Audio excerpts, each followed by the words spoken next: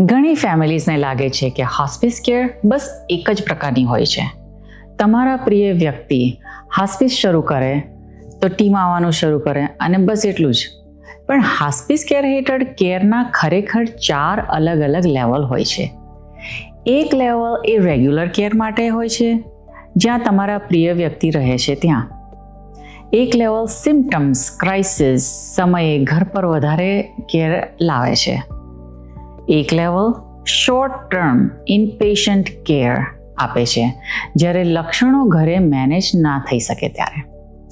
અને એક level usual કેરગીવર જે હોય એને થોડી ટેમ્પરરી રાહત આપવા માટે છે. ઘણી ફેમિલીઝને આ ચારેય વિશે ત્યારે જ ખબર પડે છે જ્યારે તેમને તાત્કાલિક વધારે મદદની જરૂર પડે છે અને તેઓ હોસ્પિસ કંપનીને કોલ કરે છે. આજે હું તમને સમજાવીશ કે દરેક લેવલનો અર્થ શું છે, ક્યારે તેનો ઉપયોગ થઈ શકે છે અને તમારા પ્રિય વ્યક્તિની જરૂરિયાત માટે કયું લેવલ યોગ્ય છે તે કોણ નક્કી કરે છે.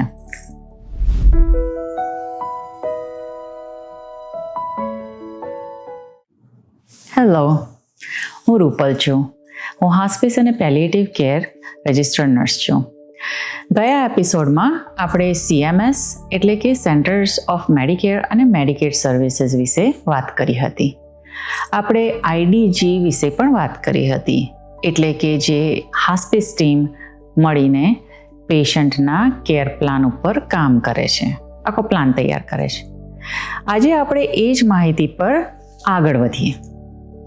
આજે આપણે હોસ્પિસ બેનિફિટ હેઠળ કેરના 4 ઓફિશિયલ લેવલ્સ જે છે એના વિશે વાત કરીશું અને દરેક લેવલ તમારા ફેમિલી માટે શું અર્થ રાખી શકે છે તે સમજાવશું.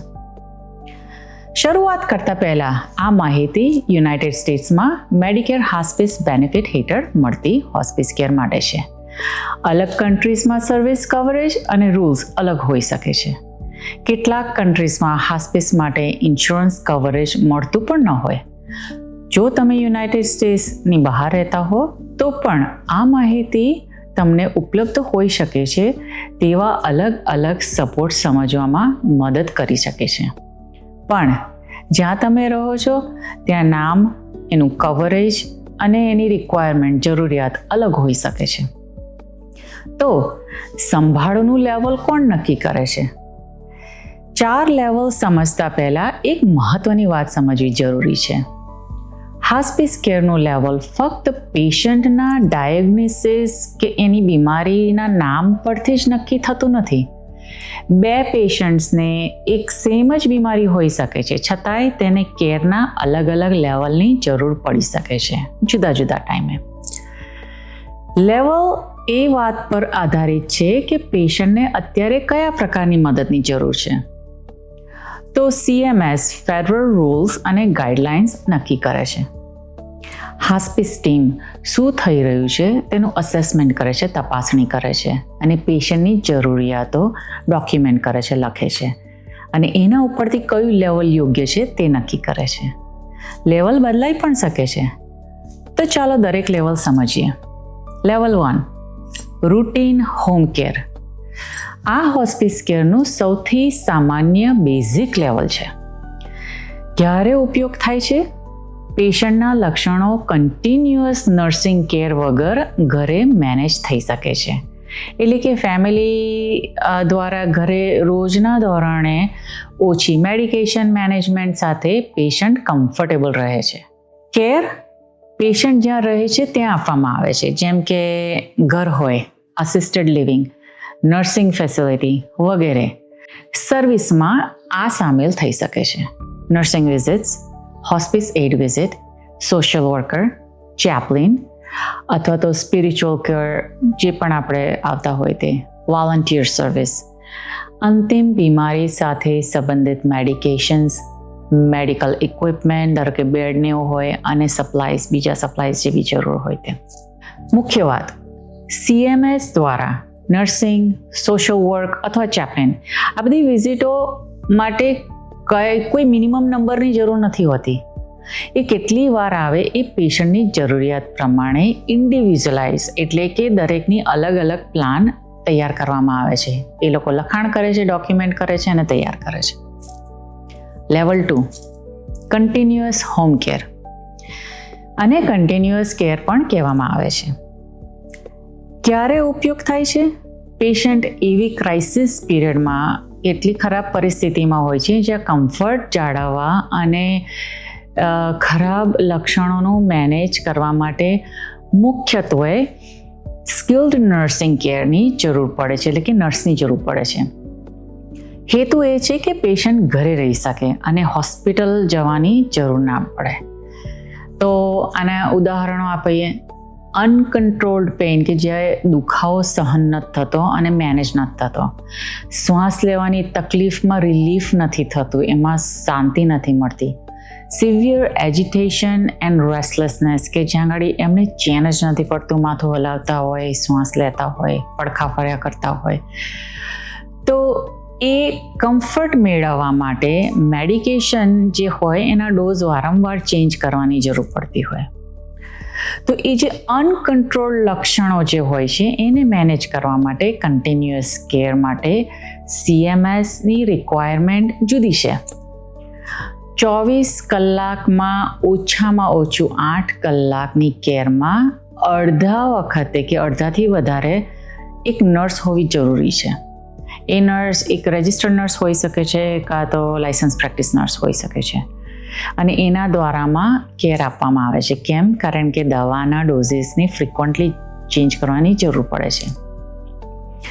કેર મુખ્યત્વે પેશન્ટના રેઝિડન્સમાં, એટલે કે ઘરમાં આપવામાં આવે છે, જ્યાં એમનું ઘર હોય ત્યાં.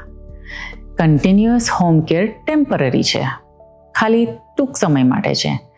આ લેવલ એટલા સમય સુધી ચાલે છે જેટલા સમય સુધી પેશન્ટ સંકટમાં હોય છે, અને આ લેવલની જરૂરિયાત પૂરી કરે છે.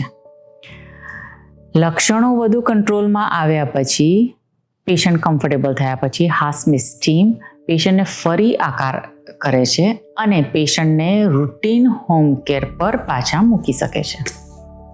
Level 3 general inpatient care. આ હોસ્પિસ કેરનું ઊંચું લેવલ છે. ક્યારે ઉપયોગ થાય? લક્ષણો બીજા સેટિંગમાં મેનેજ થઈ શકતા નથી. ઇન્ટેન્સિવ નર્સિંગ કેર મેનેજમેન્ટની જરૂર પડે છે. એક્ઝામ્પલ્સ આપીએ. મેડિકેશન એડજસ્ટમેન્ટ કરવા છતાંય અનિયંત્રિત પીડા થવી, સિવિયર નોઝિયા, વોમિટિંગ, ઉલટીઓ બંધ નથી થતી, અંડરલાઇંગ ડિઝીઝ માટે ઓપ્ટિમલ એટલે કે બેસ્ટમાં બેસ્ટ મેડિકલ ટ્રીટમેન્ટ છતાંય શ્વાસની તકલીફના અંદર રાહત નથી મળતી.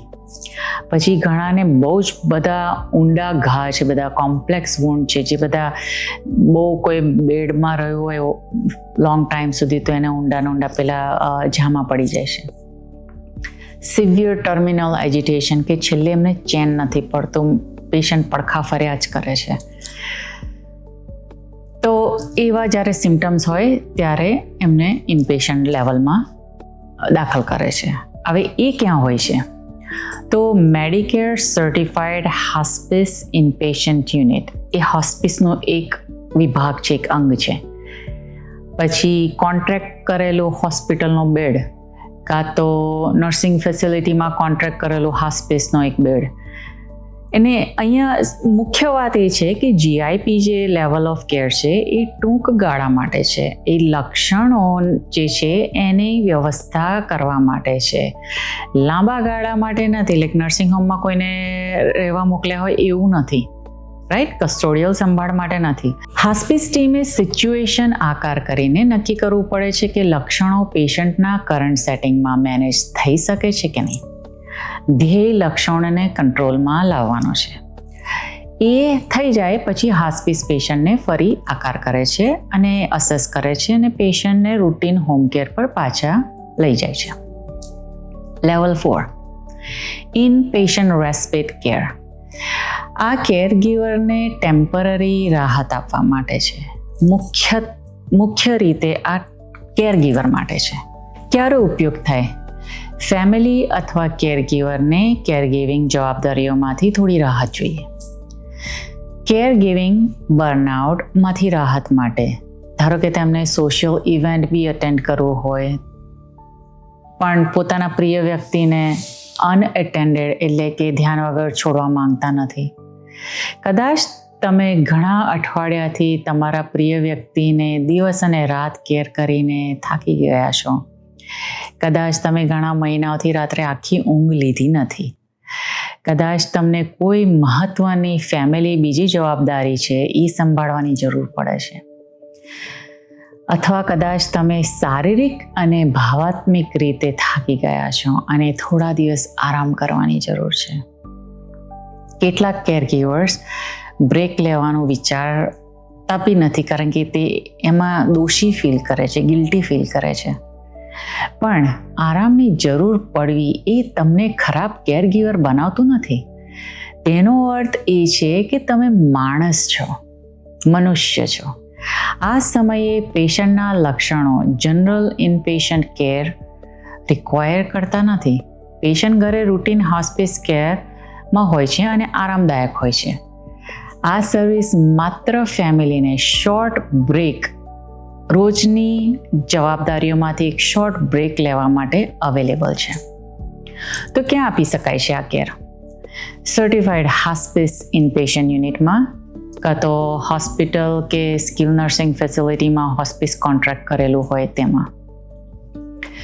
CMSની રિક્વાયરમેન્ટ કે જરૂરિયાત પ્રમાણે એક વખતમાં સતત વધુમાં વધુ 5 દિવસ સુધી આ સર્વિસ લેવાય. મુખ્ય વાત એ છે કે તેનો હેતુ કેર ગીવરને રિલીફ આપવા માટે છે. સિમ્ટમ્સ કે ક્રાઇસિસ મેનેજ કરવા માટે નથી, કે અથવા લોંગ ટર્મ ત્યાં ગાડી એમને રાખવા માટે નથી. આ સૌથી ઓછી ઉપયોગમાં લેવાતી સર્વિસ છે, કારણ કે ઘણી હોસ્પિસ કંપનીઝ તેનો ઉલ્લેખ પણ નથી કરતી.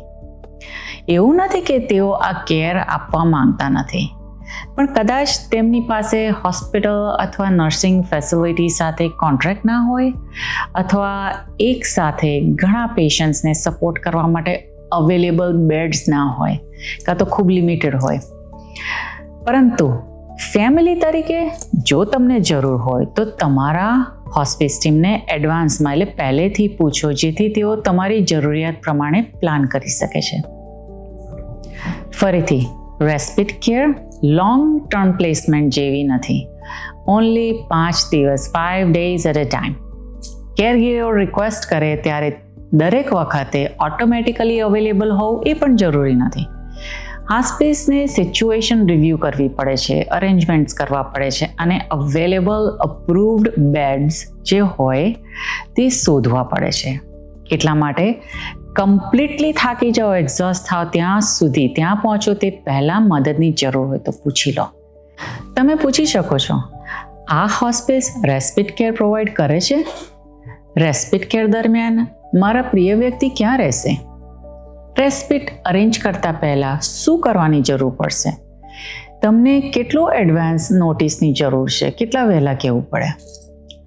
અને જો બેડ અવેલેબલ ન હોય તો શું થશે? તમારી રેસ્ટ, આરામની જરૂરિયાત મહત્ત્વની છે.